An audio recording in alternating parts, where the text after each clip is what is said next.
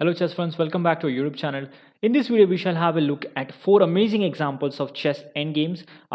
Basically, these are chess problems from which we can learn a lot, and these ideas actually can be used in our own games. And in fact, I have used one of the ideas from this puzzle. Of course, the position was slightly different, but the idea remains consistent, and that's the beauty of our chess. You can replace the idea, you can renovate it, and basically you can use it in your own way. So white to play, and white has only a pawn. In spite of that, he can make a draw. So white to play and draw the game. Think about it. It's a very pretty checkmate, very pretty endgame puzzle, endgame study.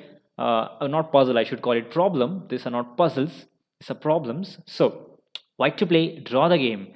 Go ahead, pause the video and try to find the move that white should play in order to draw.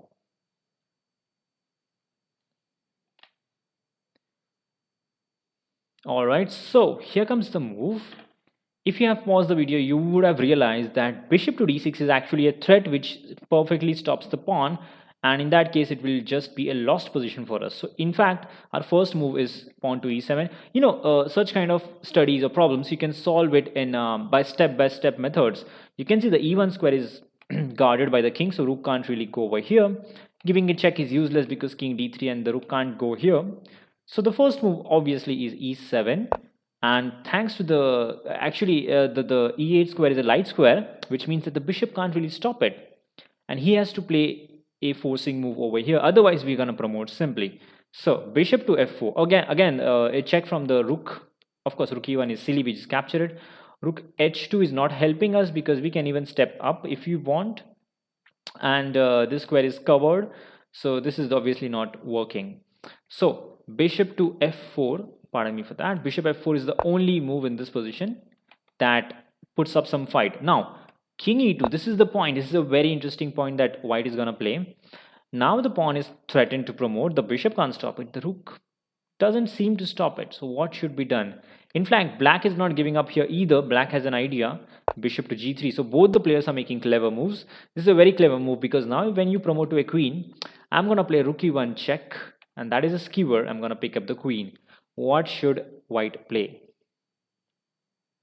All right, despite the threat, white is in fact going to play this very move. We're going to promote to a queen, and now rook e1 check, king to f3. This is the entire point of this.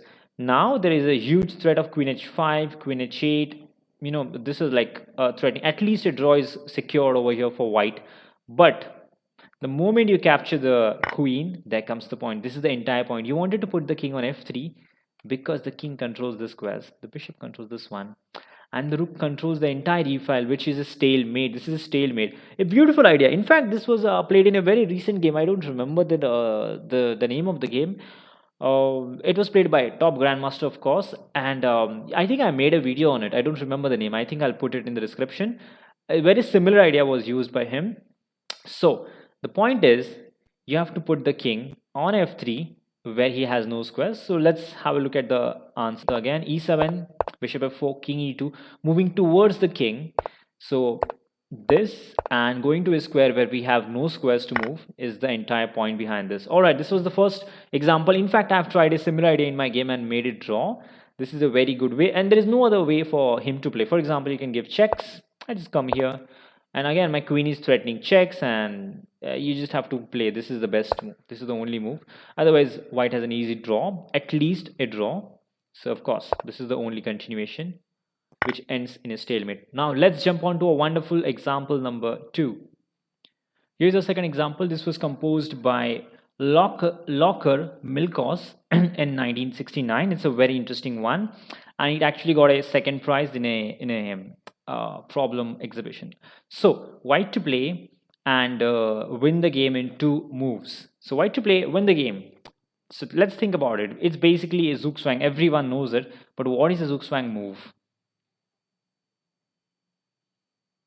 All right, if most of you would have realized, if we take the pawn, that is just a draw, and moving the king is not a good idea because then he'll promote. We have to capture, and that is again a stalemate, so that doesn't work. So we can't move our king, we can't take the pawn, and the point is, even if you move your rook, the pawn is controlled by the bishop, which ends in a stalemate. So both the rook and the bishop are creating problem because they are defending the pawn, they're guarding the pawn. You can't move your king alone, king away, not alone, king away, because of the stalemate ideas. So it turns out that most of the time it's gonna be a stalemate until you find a move which is super brilliant. The move is rook to f7, and this is a Zook Swank move, basically unguarding the pawn totally. This move totally unguards it. The rook is not defending it, and the bishop is blocked. So the diagonal has been blocked, and this is the point. The only move for black is to capture, and here comes the idea. Rook goes back to its initial square. This time there is no pawn on a2. That's a double discovered check with a checkmate. Beautiful one. That's a beautiful example. All right. This is a Zook Swank basically. Now let's jump on to a third example. This one is going to confuse some of you. It is white to play, mate into, and I'm pretty sure some of you will instantly find the move. Some of you won't, because we are trained in a way, we only see things in a different, we are taught in a way. That's the reason we won't find this move very easily. But the other rest will find it in a split second. So white to play, mate into moves. What should you play?